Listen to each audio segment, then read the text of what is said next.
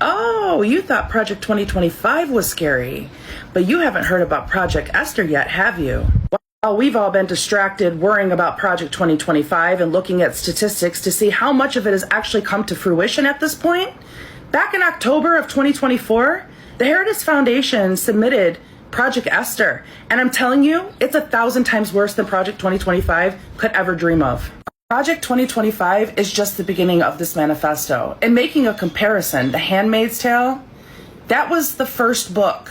The 6 seasons we watched, that was the first book. There are others. Just like Project 2025 was the prologue to what's about to happen with Project Esther. Reading Project 2025, it spoke very clearly about eradicating all religions from the United States. There will only be one God and one Bible, and it will be forced upon you. It is forced practice of religion. You will not be allowed to speak of any other God. You will not be allowed to read any material outside of that Bible. And if you try to practice anything outside of what you are forced to practice, they will imprison you and put you to death. Project Esther also speaks about surveillance.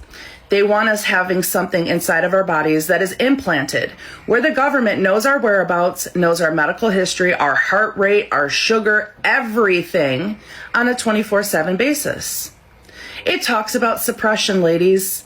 It talks about the fact that we are no longer considered people. We are the property of our husbands, meaning we no longer can drive, vote, have a bank account, go grocery shopping, wear what we want, have our hair the style that we want it.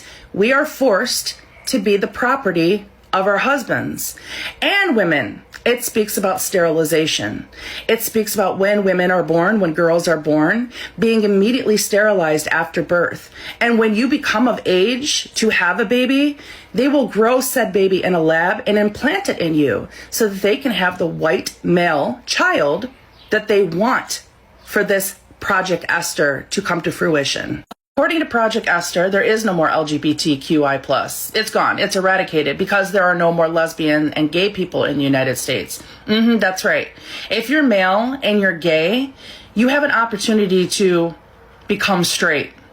And if you choose not to become straight, then you will be put to death immediately. And women, they don't really give a fuck if you're a lesbian or not because you still have a working womb. So you'll be forced to marry a man anyway, and oh well, just deal with it. Project Esther isn't just a legislative plan. It's a theological plan as well, with roots in dominionism. And if you don't know what that means, it means having control over all living things, human beings, plants, animals. It means that as a man, you control everything like a god.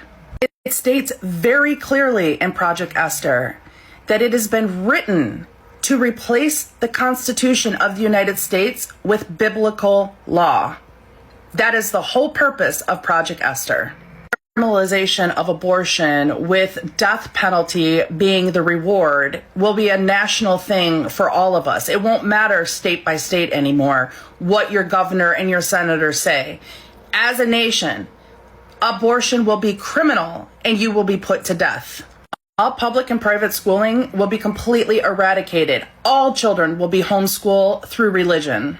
And the best part, chat, for anybody who resists, for anybody who defies this particular law, there are re-education camps to repurpose your brain, to make you more compliant and willing to be a servant of Project Esther's law.